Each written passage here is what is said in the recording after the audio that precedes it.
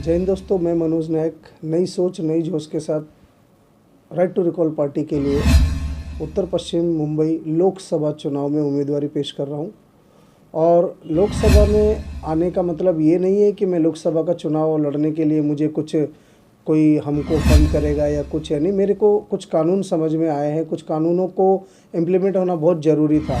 जैसा कि भ्रष्टाचार पे बात चल रही थी, आज मैं देख रहा हूँ कि जो हम मोदी जी से प्रभावित होकर के मैं भाजपा में काफ़ी साल काम किया हूँ, मैंने मोदी जी से प्रभावित हूँ, लेकिन अब मुझे विचार करना पड़ेगा जो कि उनकी पॉलिसी है नेशन फर्स्ट की, राष्ट्र प्रथम। तो जो दागी लोग राष्ट्र पे सवाल करने वाले, राष्ट्र का धोखा देने वाले, फाइनेंशियली क्राइम करने वाले लोग, दागी लोगों जब भाजपा में प्रवेश करेंगे तो हम लोगों को विचार करना पड़ेगा। भाजपा या कांग्रेस मेरी शत्रु नहीं है। जो इस देश में जीएसटी को हटा करके रिक्त भूमि कर लाओ, हमारा मुद्दा है जीएसटी हटाओ। जीएसटी में अच्छे लोगों की कमर टूट चुकी है, वो अपने आप को स्टेबल नहीं कर पा रहे। आप उसकी जगह रिक्त भूमि कर लगाओ। अब वोट वापसी के लिए कानून बनवाइए। अब वोट वापसी जनता की आवाज़ है कि अगर किसी ने हमारे कोई कारपोरेटर जीत गया या आमदार जीत गया, वो 5 साल तक जीतने के बाद आप उसकी सिर्फ शिकायतें करेंगे, आप उसका इंतज़ार करेंगे, वो करेगा नहीं करेगा सेकेंडरी है। हमारे कानून के अंदर, प्रस्तावित कानून में ऐसा है कि वोट वापसी के ज़रिए से वहाँ क्षेत्र की जनता ने 10% वोटिंग करके उसके खिलाफ जिला मुख्यालय या पोस्ट में उसके खिलाफ कंप्लेंट दर्ज करी, तो उसको वो स्थान छोड़ना पड़ेगा, उसको जगह से बाहर आना पड़ेगा। ठीक वैसा ही एक उदाहरण है कि किसी की मैं छोटे से घर में रहता हूँ 225 में, जिसका मैं सालाना 3 से 4 हज़ार या 5 हज़ार तक मेरा टैक्स के तौर पे जमा होता है। और जितनी भारत के अंदर ओपन लैंड पड़ी है, इतनी लैंड को लीज आउट करके 25 साल की लीज़ करें, क्योंकि बिल्डिंग की इमारत की संख्या भी 30 साल है। आप 90 साल 100 साल लीज़ करते हैं, 30 साल 25 साल की लीज़ करें। उस लीज़ का डिस्ट्रीब्यूशन पूरी पब्लिक के बीच में हो, और जो वहाँ से रेवेन्यू जनरेट हो रहा है, कंस्ट्रक्शन करने वाले को कुछ मिलेगा, कुछ सरकार को मिलेगा, कुछ जनता को मिलेगा। आपको बड़े बड़े शहरों के अंदर लोगों को रहने के लिए सस्ते घर मुहैया कराने पर विचार, खास तौर पे मुंबई जैसे कि आर्थिक राजधानी है।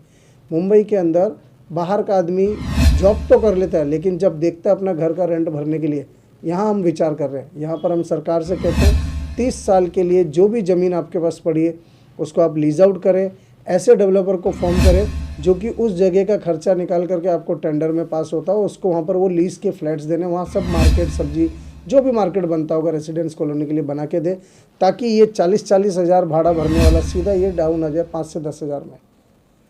इसके लिए हम लोग आवाज़ उठा रहे हैं।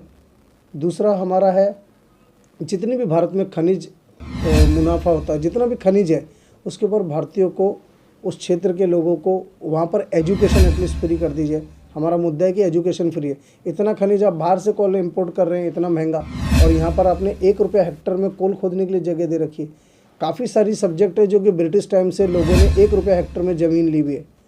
और आज सरकार, अगर मैं 10,000 स्क्वायर फुट कहीं कमर्शियल स्पेस लेने जाऊँ तो मेरी हालत क्या होगी आप समझ रहे हैं। 100 रुपया 50 रुपये से सस्ता आपको ज़मीन नहीं मिलेगा कमर्शियल, और 1 रुपया हेक्टर में खुदाई चल रही है, माल निकल रहा है, इंपोर्ट एक्सपोर्ट हो रहा है। रिकॉर्ड कहाँ है? कहाँ से आप बात करेंगे? आप सबसे पहले जीएसटी लोगों को सुविधा दे दीजिए। जीएसटी हटाओ, रिक्त भूमि कर लगाओ, आपको ज़रूरत नहीं है। कुछ ज़रूरी चीज़ें जैसे अल्कोहल है, सिगरेट है, आप कहते हैं कि देश की इकोनॉमी वही है, पेट्रोल है, पेट्रोल वैसे भी ख़त्म हो रहा है, तो आप ये जो अल्कोहल है, सिगरेट है, गुटखा है, जिनको आप कहते हैं कि ये अवैध है, लेकिन वो वैध तौर पे भी अच्छे रहे, तो आप उसके ऊपर दबा के बढ़ा दीजिए ना रेट, लोगों को राहत मिले। एजुकेशन हमारा मुद्दा है, फ्री हो। मेडिकल भारतीय लोगों को सबको फ्री मिलना चाहिए, ताकि ये आवाज़ ही उठना बंद हो जाए कि जो कहते हैं कि हमारे को इस कास्ट के हिसाब से, तो उसका सबको फ्री कर दीजिए। 12वीं तक तो कम से कम एजुकेशन फ्री होनी चाहिए, ताकि वो अपना भविष्य का निर्माण कर सके। इसके अलावा लोकसभा चुनाव होने वाला है, जिसमें आप भी इच्छा जता रहे हैं, कुछ आपका एजेंडा होगा, किस मुद्दे पे बात करेंगे लोगों से, क्या कुछ कहना? हमारी जो हमारा राइट टू रिकॉल पार्टी है, उसका मुद्दा बहुत स्पष्ट है कि हम चाहते हैं कि कुछ देश के अंदर ऐसे 5 प्रस्तावित कानून हैं, कानून तो और भी काफ़ी लंबे हैं, लेकिन कुछ हमारे मुद्दे ऐसे हैं जिसे हम तो जानते हैं कि आने में हमको समय लगेगा, लेकिन लोगों के पास समय नहीं है। हमारे को ज़रूर समय लगेगा आने के लिए, लेकिन आपके पास समय नहीं है, भारत के लोगों के पास समय नहीं है। पहले तो वो अपने राइट जान लें, उनके अधिकार जान लें। उनके अधिकार नहीं है तो उनको जानना पड़ेगा। आप ओपन लैंड टैक्स में खुल के बोल रहा हूँ, हम लोग जितनी भी ज़मीन खाली पड़ी है, आज मैं एक उदाहरण देता हूँ। 2018 लॉकडाउन से पहले गोदरेज की एक प्रॉपर्टी एमएमआरडी ने एक्वायर करी थी, जिसका कि समथिंग 3,800 करोड़ रुपये उन्होंने सैंक्शन किया। आज एमएमआरडी मेरे घर के पास में से एक रोड जा रहा है, वो सैंक्शन कर दिया तो गरीब को जाना पड़ता है। उसको पैसा मिला, कब मिला, नहीं मिला, वो भटक रहा है। आज भी भटक रहे हैं 20-20 साल से, 15-15 साल से। तो जब एमएमआरडी ने चिन्हित कर लिया कि जगह एक्वायर करके उसको देना, 3,800 करोड़, लॉकडाउन लग गया। लॉकडाउन में लोगों के पैसे गिरे, मनी गिरी, विश्वास गिरा, बिजनेस गया, सब मर गए, चौपट हो गए, और इन जनाब को 9,800 करोड़ रुपए मिल गए। ये 6,000 करोड़ कहीं तो गया होगा, या इतनी मेहरबान कैसे हो गई एमएमआरडी? मेरा सवाल है, ये जनता ने सवाल करना चाहिए, जानकारी बढ़ानी चाहिए। 3,800 से 9,800 मिलता है तो सवाल बनता है, घोटाला तो है। तो ऐसी घोटाले की सरकार ना हो, ऐसे घोटाले करने वालों को पकड़ा जाए और उनकी आयुष्यत उनको दंड मिले, एक सीख मिले। हम लोग ऐसा चाहते हैं। दूसरा, हम लोग वोट वापसी के लिए बोल रहे हैं। हमारे कई प्रस्तावित कानून है जिसको हम फुल हमारी साइट के ऊपर अपलोडेड है, हम आपको दिखा देंगे। जैसा कि 2017 के अंदर अभी हम लोग भी ईवीएम के ऊपर या तो बैलेट पेपर पे जो चुनाव हो रहा है उसमें वोटों की चोरी की संभावना है 5% से के आसपास, 5 से 8% हो सकता है। जहाँ पे लहर है वहाँ पे 5% काम नहीं आएगा, लेकिन जहाँ 200-250 का जीत का मार्जिन आएगा वहाँ ज़रूर ये काम करेगा। आप वोट करते समय ब्लैक कांच के ऊपर आप कितना भी नज़र रखेंगे वो आपकी आंखों को धोखा देगा कि वो काला कांच है। 2017 जून में वो वाइट कांच था।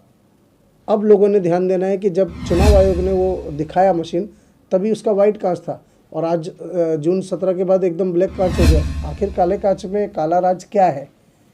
पर्ची आपने दबाई, आपको दिखी, काउंटिंग कर नहीं सकते, पॉसिबल नहीं। मैं चुनाव लड़ा, मुझे पता है, एक बॉक्स पूरा रख देते, गिन लीजिए, जिसने विरोध किया उसको कह देंगे गिन लो, पूरा दिन उसमें गया। इतना सब करने की ज़रूरत नहीं, आप काला कांच हटा दो, आपका झंझट खत्म। और जो इच्छुक व्यक्ति है, जिसको आपकी शंका है, 10 रुपये आपका एक्स्ट्रा होगा। अगर 450 रुपये खर्चा आता है तो 500 होगा। आप वैलिड पेपर भी ऑप्शन रखें, ईवीएम भी रखें, लेकिन ईवीएम जो चुनाव की जो मशीन है जहाँ पर्ची दिखती है उसको ब्लैक ग्लास हटाने का ये हमारा डिमांड है।